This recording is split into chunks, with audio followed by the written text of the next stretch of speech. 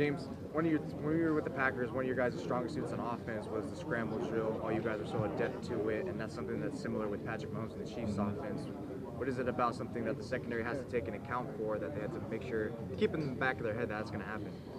Man, you got to understand that you might have to cover for 7-8 seconds, man. And I think that's the best thing about the scramble drill is as a receiver, you know, if you playing on the playground, can't nobody cover you for 7 seconds. But if you playing on If you playing on the playground, somebody could probably cover you for 3 seconds, 4 seconds. You know what I mean? With 7-8 seconds, that's totally different. And when I was in Green Bay, that was a main vocal point of our offense. All right, you know, if the play breaks down or if you get immediate pressure, get outside the pocket. Let's go to scramble drills. Let's make this secondary cover for 7-8 seconds. And 9 times out of 10, somebody's gonna pop open. So it'll be key for the Niners front seven to keep Patrick Mahomes in the pocket, force him to throw from in the pocket. Because if he gets outside the pocket clean and is able to extend the play with all the speed that they have on that offense, man, it's gonna be a tough cover to cover them for 7-8 seconds for the Niners.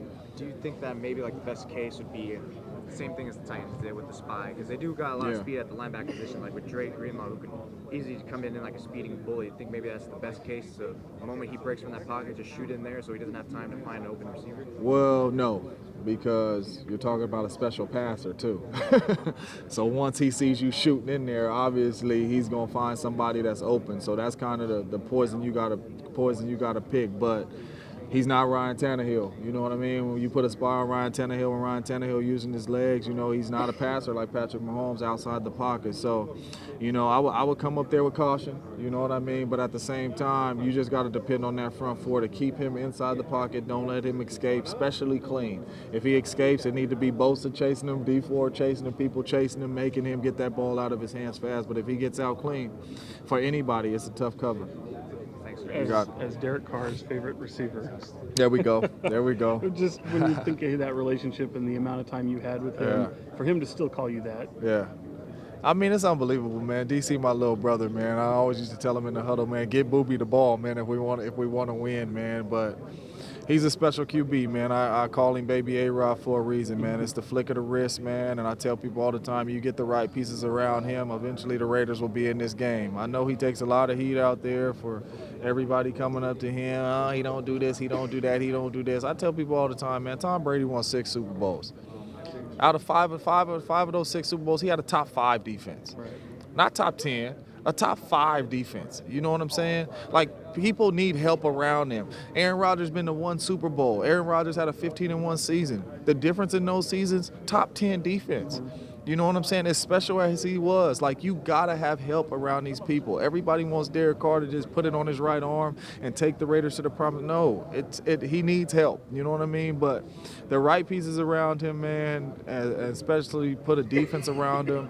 I mean, he's a special QB. I wish I had longer with him. I feel like we had a lot of work left to do, man. I feel like our chemistry was coming. People really couldn't guard us like that. Mm-hmm. He kind of knew what I was thinking. Obviously, Jack Del Rio thought otherwise, but that's the name of the game. But I wish I would have had more time with him, man, because he's a special QB. I got 2 more for you. Just when you think of Super Bowls, you're no stranger to it. Even whether you're playing in it or going around, it just seems to evolve. Does it amaze you just how bigger and bigger and bigger this event gets? It's crazy, man. I was in the car over here with David Carr, and I'm like, man, when I played in it, I had no clue it was this big.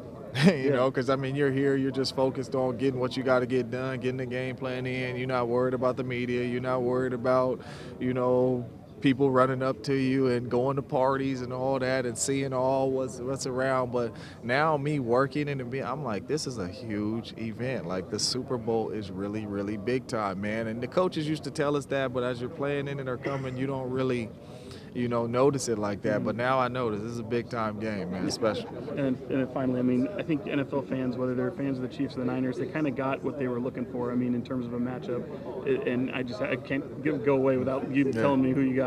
Man, I just told them over there I have no one right now, and the reason why I say I have no one, this is one of those games to where if I'm a gambling man, I'm not betting because I really don't know what's gonna happen. Like, I'm trying to put it in my mind, like, okay, if the Chiefs do this, do that, they're gonna run away with this game.